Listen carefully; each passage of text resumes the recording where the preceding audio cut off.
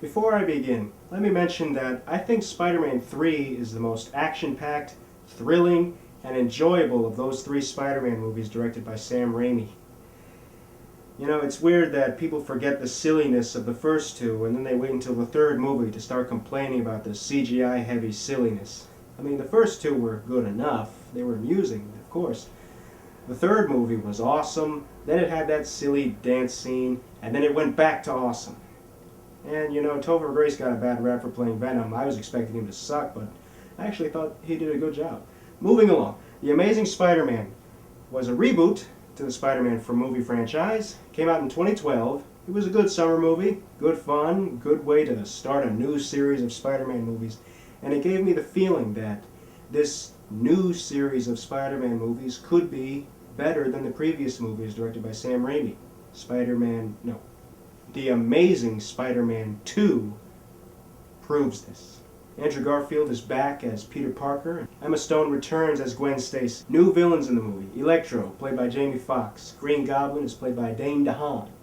Oh yeah, Felicia Hardy is in this too. She's played by Felicity Jones. It's a really good superhero movie. The writers and filmmakers take it more seriously than they did the first, dealing with more serious issues and serious actions. It's long, but I don't think it needed to be any shorter. It took me on a really strong ride, got me nostalgic, taking me right back to when I was a kid, reading the Spider-Man comics, watching the 90s cartoon show on Saturday mornings, playing with the action figures, being Spider-Man for Halloween one year. Back to the movie. The dubstep is out of place, but the music, the other music that is, brings in a lot of momentum. Electro makes for a great villain, perfect match against Spider-Man. The strategy that Spider-Man has to go through to stop Electro, figure out how to just stop him from destructing the city with the electricity, and he still blends his sense of humor into it, with his genius mind, I love it. Harry Osborn makes a good second villain, and, he talks funny, because he's rich and arrogant. He says, "That was the wrong answer." Then he gets sick, and then he figures out the cure that makes him worse, but then he dons the suit and becomes the Green Goblin.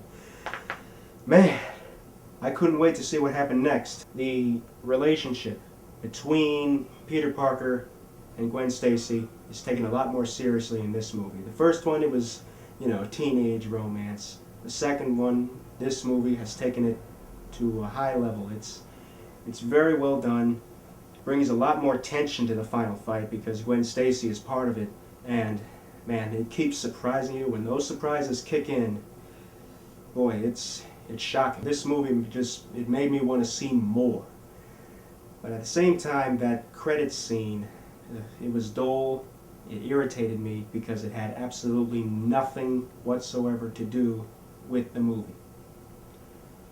It's like, I wish I could call this movie just the superhero movie of the summer, right now. Maybe even one of the 10 best comic book superhero movie adaptations. This credit scene kind of brings down the joy I had for this movie.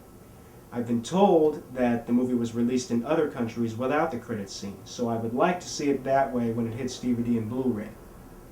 And maybe then I can enjoy the movie as much as I want to. Forgetting that credit scene. This is a great superhero movie. I loved it.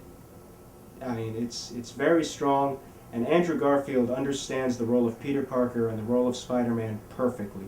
I really like his performance. It gives me what I wanted to see from Spider-Man when I see him on the big screen. If you still don't trust my very strong recommendation of this movie, you should trust me. I made Emma Stone laugh, and I made Andrew Garfield bewildered. This was when I met them at San Diego Comic-Con 2011 when they promoted the first one. Look it up. Oh yeah, and I met Mark Webb at Comic-Con 2 years later. I know this has been brought up before, but Mark Webb and The Amazing Spider-Man, it's perfect.